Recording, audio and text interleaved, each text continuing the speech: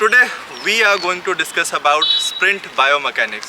आप कैसे स्प्रिंट करते हैं, आप कैसे अपने स्प्रिंट को इम्प्रूव कर सकते हैं, कैसे उसकी टाइमिंग को सुधार सकते हैं, इस वीडियो में हम उसके बारे में जानेंगे। सो सबसे पहला फेज़ आता है वो है एक्सेलरेशन फेज़, जिसमें कि आप बैठते हैं नीचे ग्राउंड पे एंड देन उसके बाद उठते हैं। नाउ स्प्रिंटिंग के एक्सेलरेशन फेज़ में जो पहले 10 मीटर रहते हैं उसमें आप अपने स्पीड को बनाते हो। जब आप अपने पैरों से पुश करते हो तो यूजुअली आप हॉरिजॉन्टल वे में कुछ इस तरीके से जाते हो, ना कि खड़े होते हो, राइट?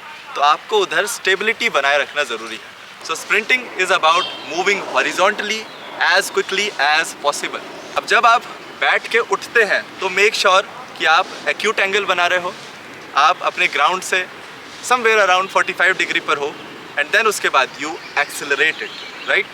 देन मेक श्योर आप अनस्टेबल ना हो, बिकॉज अगर आप अनस्टेबल हुए देन उसके बाद आप गिर सकते हो, स्टम्बल हो सकते हो। So for that what you can do is कि अपने जो दूसरे पैर है उसको ग्राउंड से थोड़ा बहुत ड्रैग करके ला सकते हो। It's not exactly the drag, but आपको मेक श्योर करना है कि आप ग्राउंड से उस पैर को ज़्यादा ना उठा रहे हो। What you have to do is do like this.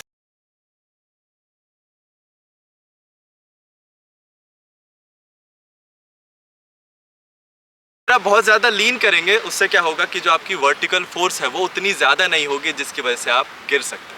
So make sure कि आप स्टेबिलिटी बनाए रखें। नाउ दूसरा फेज़ आपका आता है मेंटेनेंस फेज़। इसमें आप खड़े रहते हो, आपको मेक श्योर करना होता है कि आप बहुत ज़्यादा झुक नहीं रहे हो जिसकी वजह से आप गिर भी सकते हो, आप डिसबैलेंस भी हो सकते हो भागते वक्त। सो मेक श्योर कि आप बहुत ज़्यादा नहीं, बस 10 to 15 डिग्री ही लीन कर रहे हो। It can be 5 degree, it can be 10 degree, वो आपके अकॉर्डिंग आप बेस्ट चूज़ कर सकते हैं। देन एक फेज़ आता है उसको आप बोलते हो ड्राइव फेज़, मतलब कि आप अपने पैर को ग्राउंड पे रखते हो। अब ये जो ग्राउंड पे रखने वाली चीज़ है इसको आपको ऐसे समझना पड़ेगा कि आप बहुत ज़्यादा दूर ना रख रहे हो। मेक श्योर आपका जो पैर है वो आपके सेंटर ऑफ मास के आसपास ही हो, बहुत ज़्यादा आगे ना हो, बहुत ज़्यादा पीछे ना हो। अगर आप बहुत ज़्यादा आगे रखेंगे उसकी वजह से आपका हील जो है वो स्ट्राइक होगा। अगर हील स्ट्राइक हुआ तो आप ग्राउंड को धक्का लगा रहे हो, और ग्राउंड को जब धक्का लगा रहे हो तो ग्राउंड भी आपको धक्का लगाएगी, which is Newton's third law. इससे आपका ग्राउंड रिएक्शन फोर्स लगेगा और आपका जो स्पीड है वो स्लो डाउन होगा। सो मेक श्योर कि आप अपने फुट को सेंटर ऑफ मास के पास रखें। नाउ तीसरा फेज़ आता है आपका रिकवरी फेज़। इसमें आप अपने पैरों को मूव कर रहे होते हो हवा में। अब ये जो फेज़ है इसमें आपको मेक श्योर करना होता है कि आप इसे जल्दी से जल्दी ग्राउंड के साथ कांटेक्ट करवा रहे हो। आप कैसे करोगे? आप ये पैर देख सकते हैं जो हवा में है, ये फ्लेक्स्ड नहीं है, जिसकी वजह से ये ज़्यादा टाइम लगेगा ग्राउंड के साथ आने में। मेक श्योर कि आप इसको फ्लेक्स करो, मतलब कि do like this, not this.